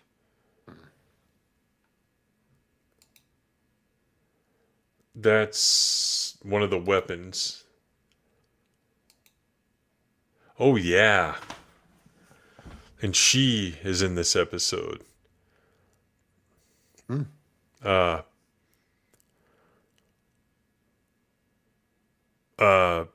name is on the tip of my tongue, and I wish she were on the tip of my tongue. But she was in She was in Rambo: First Blood Part 2. Mm-hmm. She was in Babylon 5 as Commander Sinclair's love interest, recurring character there. Yeah, she was hot. Yeah, Vincent Chiavelli is the name of the guy. Yeah. But dude, what is her name? Because when I had that Rambo stream, we talked quite extensively about the character. It's Julia Nixon. It just hit me. Freaking hot, dude. One of the like 80s, 90s hotties. What have you got here? Oh, yeah, there it is. That's what it looks like. It's like the dual clit and asshole massager. That's what those things look like. Woo! That's what they were actually selling on that planet, you know? Yeah, that's the arsenal of freedom right there. That's what we're going to do. We're going to start selling a sex toy called the Arsenal of Freedom as merch on the channel, and it will make money. It'll make money. Yeah, I agree, Scran. Drop Dead Gorgeous. And she has a really quirky personality, too. Just fun to watch and stuff. Yeah, then there's this guy. They start seeing the vision. So this was Riker's old captain on the Potemkin. I remember the ship and everything. Yeah. And there's super hot Tasha Yar in the background. And I love those season 1 phasers that were literally dustbusters. What? Oh, shit. Yeah. There we go. I wonder how that happened. Because I shared mine and then I took mine down. Oh, yeah. It didn't revert back to mine. There she is. And they kind of just do a lot of walking around and stuff, right? And they destroy some of the floating sex toys. Yeah, they got to figure out a way. And then I think eventually they're just like, oh, yeah, we'll buy some. And they're like, okay. Yeah, this is where he gets frozen in the force field. Yeah. Too bad it hadn't been like Wesley and they just leave him there. Right.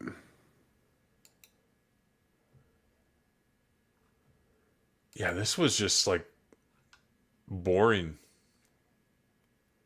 Yeah, it was just very much a filler kind of.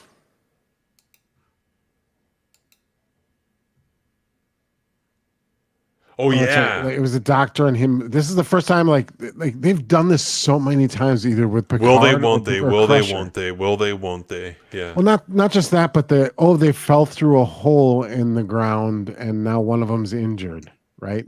Mm-hmm. Or they crash and one of them's injured, and like they do this multiple times in the series. Or they have these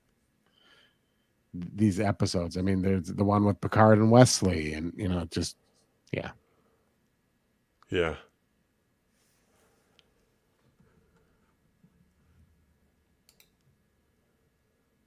I mean, they did it in the TOS too. It'd be like, oh wow, she's hurt, but it'd be like this would be a nothing injury if I just had my kit. Yeah. I totally forgot about this. This is the only thing that made the episode interesting. Mm-hmm. Was that they're You got a trapped little down there bit more together. backstory, but in between him and her. Yeah. Well, this is seasons away, but it's a little bit similar to the one, I think the episode is called Attached, where they become like psychically linked. Remember that one? Yeah, vaguely, yes. Picard and Crusher do. Beverly Crusher, not Wesley Crusher. Yeah. Well, apparently they way into the future when they're both way too old to have kids, they managed to have a son. So good for them. Yeah, true. Yeah, and just I don't know. I mean, you just tell, they're very early in the production and they're kind of figuring things out. Like the landscape on the planet looks bad. I mean, Yeah, it does. I mean, it's like it's blue screen, but then they forgot to put something like on it, so it's actually just a blue screen. There's your atmosphere. Yeah, this reminds me of a TOS planet. Let's basically have this, big multicolored globe in space. Yep. Oh yeah, I forgot that they saucer separated, and then Geordi was in command in this episode too. Right, yeah, because this was it was too early into the series for them to realize that whole like let's separate thing is very expensive and time consuming to do. So like they stopped. They like only broke it out like for fucking like the 2-part best of both worlds from that after this point. Because you think it'd be like, well, if it's not easy to separate the two and you don't want to keep all these civilians safe, like they should be separating almost every episode, right? But then it'd become almost like every episode of Voltron, like, hey, let's all try and fight in the lines separately and then fail and then unite, form Voltron and win instantly. Oh, look at that old face. There's a right clicker. Yeah. You found the right spot. Heck yeah. Press the button. Press the button. Yeah, it was. You know what it was? It was the floating sex toy. That's how the episode ends. They all the women get one at the end of the episode. Yeah. So. Not a very skippable episode. Mm-hmm. Except for Julia Nixon. Let's see. And then this one, Symbiosis, it's the one where there's one... Wait, is this the one I'm thinking of? Where one planet is selling another planet drugs? Oh, and it's got David in it, right? Yeah, David Marcus. Mm-hmm. Kirk's son plays a role in this episode. But yeah. It was Kirk's son because he's dead. Yeah, exactly. He went, that's how David died. I think this is the one. You got that cool. Yep. No, this. Yep, there he is. Him right there. Yeah. And then the other guy is it's him. Khan's lieutenant. Yeah. And technically, yours is the superior intellect. So the Star Trek Extended Universe, in the books, who this guy is, the Khan character, not this character. He's Khan's, I guess, like godson, because one of the original augments from like the TOS series, he winds up having a kid, and it's him, right? Except he winds up dying, so Khan, says, "Oh, I'm your father now," or whatever. So that's why in the movie that they're kind of so close. Yeah. So, look at what that lady is wearing. God bless the costume designer. Yeah, no kidding. I mean, that in the first season, they still had a lot of those TOS style costumes and stuff. So yeah, they want to make sure that I liked this episode because it was like, it's one of those like Prime Directive centered episodes of which TNG had a lot. I mean, the sparky hands thing was silly. Yeah, I forgot about that. The sparky hands. But the idea, like Picard's solution was kind of like, was interesting at the end. It was like, well, I technically wouldn't be violating the Prime Directive, and you both would be fucked if you don't do what I want. Yeah.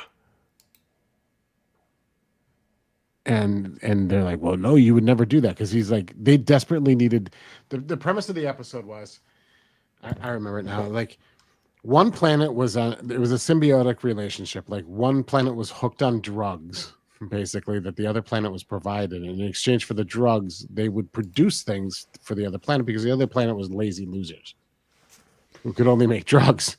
Yes. And they encounter this scenario because the druggies had fucked up ships that couldn't make the trip anymore. And Picard's solution was to be like, well, I don't really okay. And Picard had a moral issue with the idea that this one planet was keeping the other planet subservient via addiction. And the other planet was like, well, you can't really do anything about a Prime Directive, and they're like, well, true, but then I don't have to repair that other guy's ship too, so then you both will die. And they're like, hey, wait a minute. And then they kind of it was an interesting solution to the Prime Directive angle. I appreciated that aspect of the episode. That, and of course, and then seeing, some Wrath of Khan actors, appear in TNG was kind of cool. But like, not in a ridiculous way that they were like somehow descendants of their other characters or some other bullshit. They were just playing different people, but you knew who they were. Right. It was just like when you see like Star Trek 6 and you're like, hey, that's Odo, but it's like it's not Odo. Right. Yeah, that was Colonel West. Yeah, it's Colonel West. Yes. It's Colonel West. As he's taking the Scooby-Doo mask off. That was great. Yeah, and that one, I think it's the theatrical version where they had that little scene where they reveal him as the Klingon in a mask. Yeah. Like for years, like the home video version and the TV version didn't have that. But yeah, basically. See, and I always knew it. So like, it was like, yeah, it was weird. People right. were like, whoa, he was like, I'm like, oh, you didn't know that? I knew that. Because I think I went to see Star Trek 6 in the movie theaters like multiple times because yeah, it's my second favorite one, and I get to the end of it and it's just like, oh, when the end music is great and they're like signing the screen. That was like one of the few movies I'd stay through the whole credits, even though there's not. That was before end credit scenes became a thing, but I liked seeing that. It was just like, and it comes time for William Shatner to do his, and then the music kind of perks up, and you hear like the Enterprise theme, dun, dun, dun, dun, dun, dun, dun, and then like William Shatner signs. It's like, I don't know, I just love that movie. So I guess I don't. Yeah, and don't forget, remember our movie watch stream? I recreated that. That's right. Yeah, golly, how long ago was that? Was that like early 2021? 3.5 years ago. We were still streaming with Jeff at the time, right? Yeah. That was like January or February 2021, I want to say. God, yeah. No, Dan Blackroyd. Although, like, I did reference Star Trek 4 way early in the stream when Tim was having computer problems. You did what? I referenced Star Trek 4. Like we were talking about your computer issues, and then I said your computer's Windows Updates has its own dedicated chip, and it runs at like 401 megahertz. Well, and again, which is the frequency of the whale transponder in Star Trek 4. Yeah. I mean, I don't want to get off on like a tangent there, but again, guys, like if I don't update the Bluetooth, I don't want to call it an app, but the service will disappear from the computer. Like you can't find it. I've Googled this and no one ever had an answer, but I like troubleshot it back in 2022.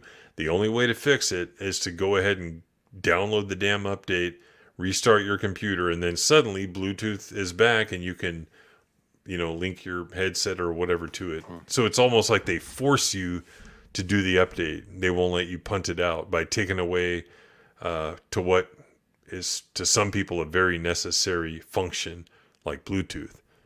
So anyway, what's going on in this episode is the guy on the left side is from a planet in the same star system as the guy on the right side. Yeah. He's selling drugs to the other people. They become dependent on it, and then they use it to control them, basically. So and it was marketed as a cure. They're like, they think they're like the people, the druggie, the planet doesn't like think that they're like on meth or something like that. Like it's planet Nerdrotic. But like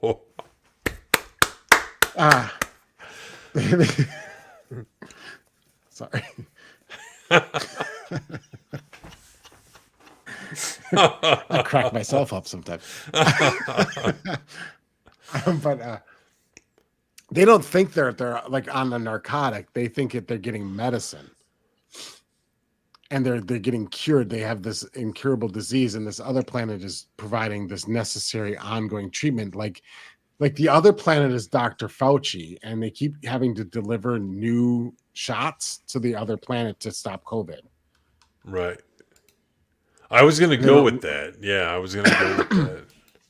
They don't realize that, that they're actually like this other planet that's dealing the shots is like, they don't need them anymore. We know they don't need them anymore, but we just, we need their economic output and the stuff that they provide in exchange. So we're just going to keep selling it to them.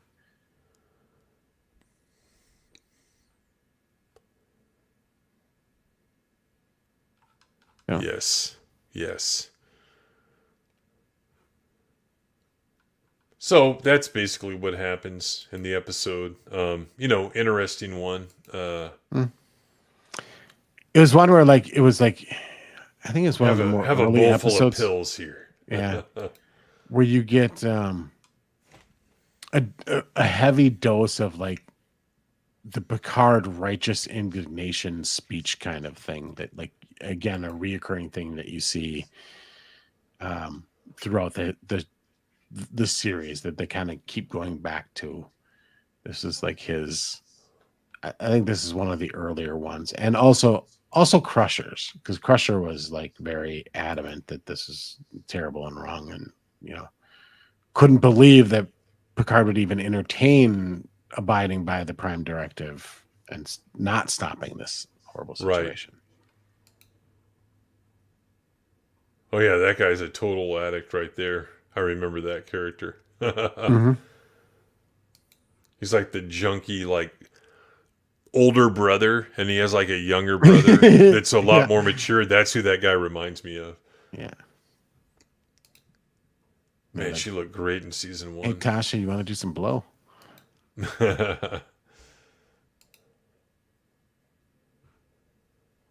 know what he is? You know who the guy on the right is? That's like Hunter Biden, right? I was going to go with Nick Rekieta, but yeah, sure.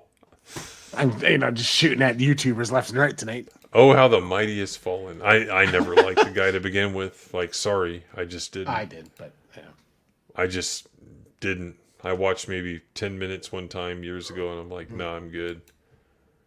I love his Rittenhouse streams are great, but we won't go in there because we'll that stuff. Talking about that. Yeah, that stuff kind of made him, Oh, absolutely, yeah. But anyway, pretty good, Thanks, decent Blake. episode. Star Trek is dead. Star Trek is dead.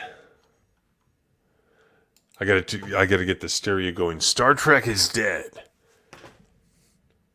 So coming up next to book. Oh, go ahead. I was gonna say coming up next, Skin of Evil, and yeah, pretty good episode. And then we'll always have Paris, which always bored me to shit. So we'll talk about those next time. Yeah, that one did not work. But yeah, No, it didn't. It's boring. Didn't work. It was trying to establish like Picard is like a ladies' man or a leading man kind of thing. But what were you gonna say there? Well, to kind of bookend, the earlier topics that we were talking about, but now I lost my train of thought completely on it. I was going to bookend to talking about the YouTube situation and things. Here's what I was going to say. Like we keep hearing from these people about how we're winning, right? We're going to win. We're winning. Hey, look at this movie. It didn't do that much in the box office. We're winning, and yet. At the same time, like look around and be like, "Oh, Star Trek still losing." Star Wars, we're losing again. It's not dead, but now we're losing again because look at what they're doing to Star Wars. Oh no, and here comes Lord of the Rings again. Oh no, Lord of the Rings. Oh, we're losing that one. Like show me where we're other than looking at their box office results. Show me where we're winning. Where any one of these franchises is actually better. Name one franchise that's better now than it was 5 years ago. And it's important in order for us to keep on winning that you send us a monetary gift. Yeah. Tax-free, you can write off to the number on the screen. I mean, that's exactly what that shit is.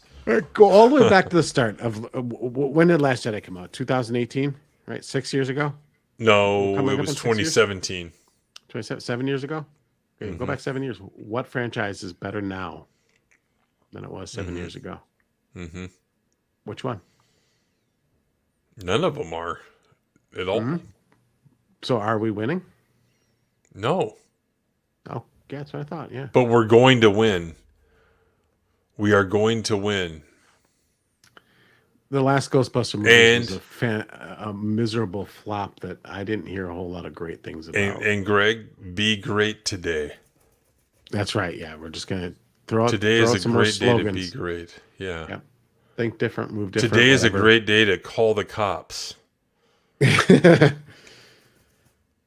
a warrant out of like because a guy who's doing a Brutus the Barber beefcake shtick you think is actually going to like pin you down and cut your hair. So you better get an arrest warrant on him because like that's a threat. Yeah. You go know to who the, you know who wouldn't last like 5 seconds in a Call of Duty chat room? Eric July. Yeah. I can't believe you disrespected me. Yeah, what a joke. Hey, I want to show you guys something. I picked this up at a used bookstore, I think. Might have been a library sale. Let me blow myself up here, but not blow myself. So this is a Hey, hardback. do that. Yeah, this is a hardback, but it's not like a full size one. It's more like a library science fiction book club type edition.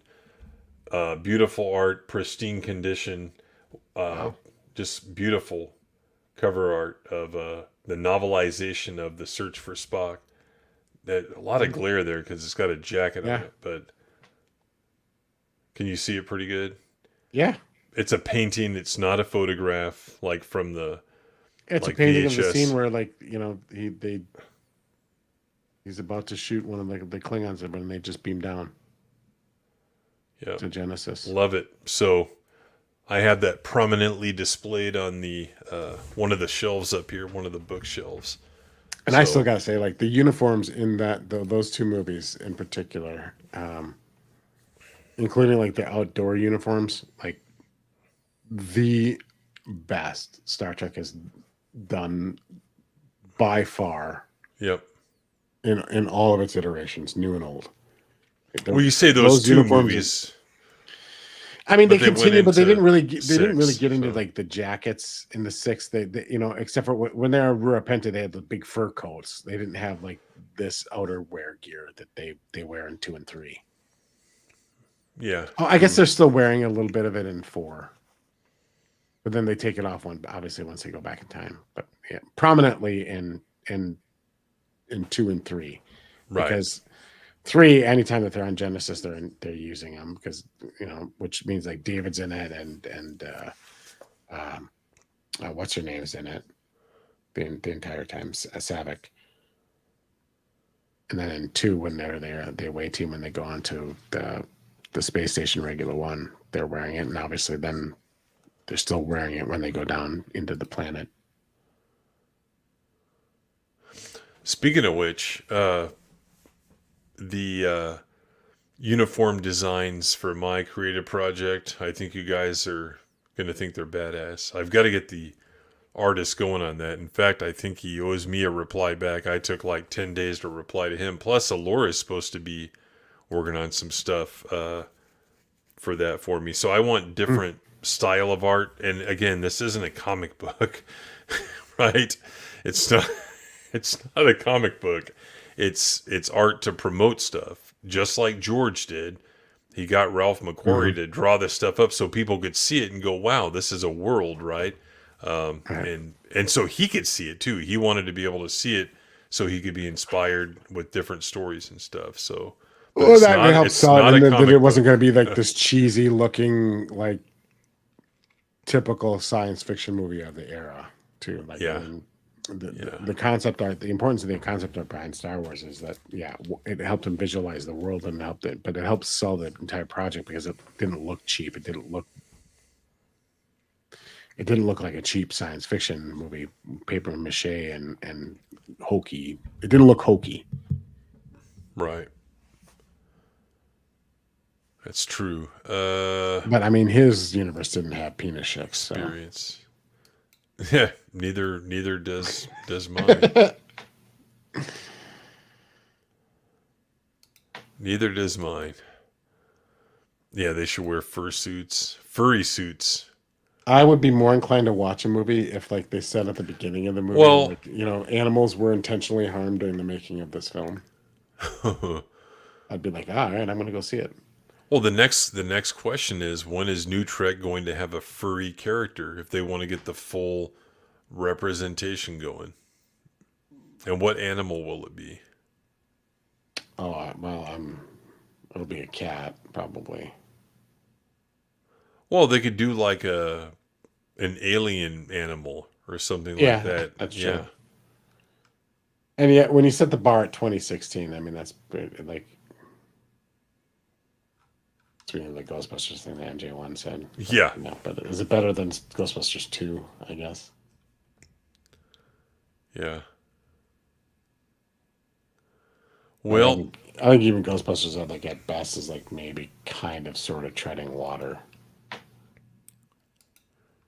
yeah, true. Well, we've been going 2 hours, 20 minutes. I think we've covered everything. Correct me if I'm wrong. But good stream. Talked about some Star Trek news. We talked about a couple of episodes, and I can't wait to get to the good episodes, especially season 3 and beyond. There's a couple of good ones coming up in season 1 that'll be fun.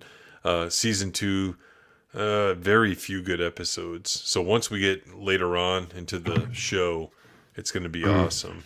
Just fun stuff to talk about. So guys, thanks for showing up again. Wednesday night streams are back. It's going to be on a rotational basis. So I don't know what I'm going to do next Wednesday. We'll find out. But for now, get ready for the spacing. Lots to talk about on multiple fronts. Guys, make sure you're there Friday night because it's going to be a doozy. Anything else to say before we head out, Greg? Be great, everybody. Yeah, be great. Be Be athletic. great, everybody. Hail the Rip Herverse. Be athletic. And stop being fat. Oh, we haven't said that in about a year. Because, yeah, for reasons. But, all right, we're out of here, guys. See you Friday.